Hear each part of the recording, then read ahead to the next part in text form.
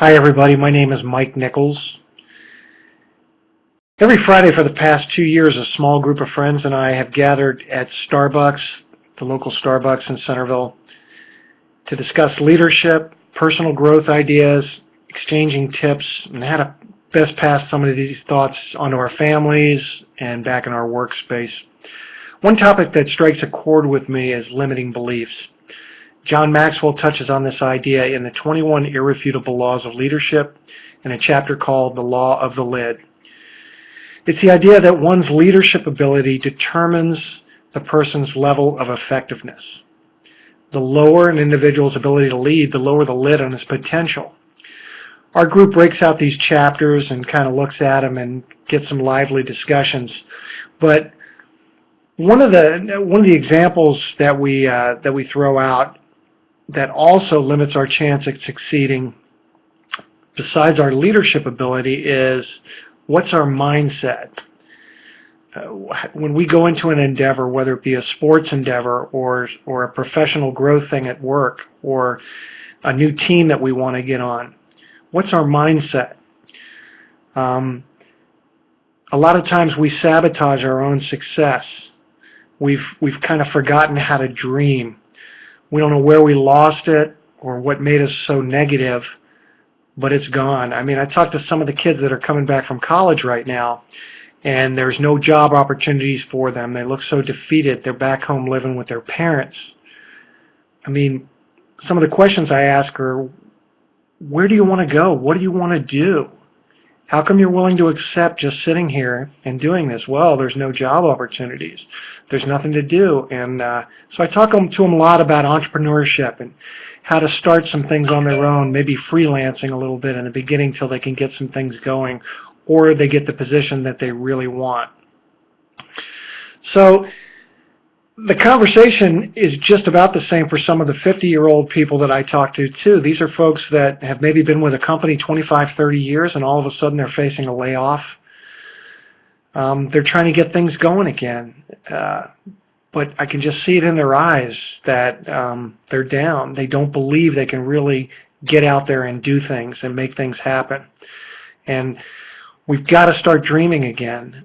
This collective negativity that's swirling around the world right now and in our own towns and on the news and everything else, that's killing us.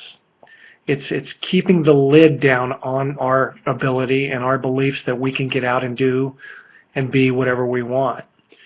So I saw an example a couple of years ago, and I hope I kind of get this right, but it was how to train fleas. And what they had was a glass jar that they placed on the table with the lid off, and the professor came over and threw a bunch of fleas in the jar, and they're jumping all over the place. They're bouncing all over the jar. The fleas are naturally great jumpers. I mean, compared to a human, if we could jump like a flea relative to our size, we could jump more than 900 feet in the air. But it was amazing to see what happened when the guy took the lid and put it on the glass jar. They let the jar sit there for 3 days, and during that time frame, the fleas, despite their great ability, learned that they couldn't keep jumping and hitting the lid, hitting the lid, hitting the lid. So when they came back, all the fleas had adjusted and learned by their community's behavior just how high to jump. So when they removed the lid, none of the fleas escaped. They all stayed in the jar. Even though they had the ability to jump higher, they were all limited to the height of where the lid was in their jar.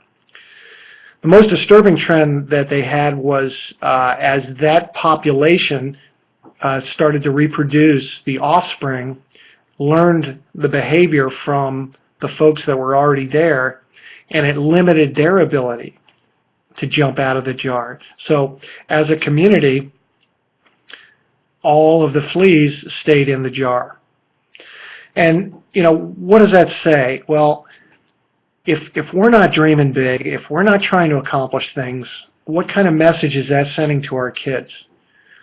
I mean, I talk to our kids all the time about dreaming big and going for it and trying to maximize things, but am I really emulating that sort of a model?